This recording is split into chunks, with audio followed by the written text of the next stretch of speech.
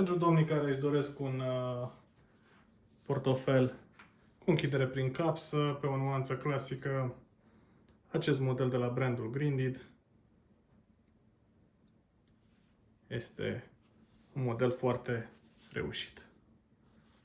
100% piele naturală de bovină, un design elegant, logo-ul brandului, cusături duble, închidere prin capsă, compatibil cu buletinul de tip vechi. Observați, intră perfect în acest compartiment. Compartiment pentru monede.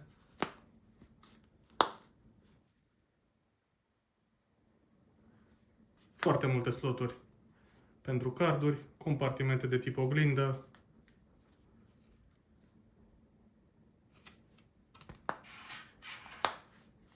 Și două compartimente mari pentru bancnote. Observați, intră perfect, de aceea am și introdus, inclusiv una de 200, este și cea mai lată.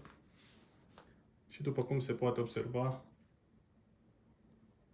bancnotele nu ies peste linia portofelului. Sperăm să vă placă acest model. Vă mulțumim și vă dorim spor în toate!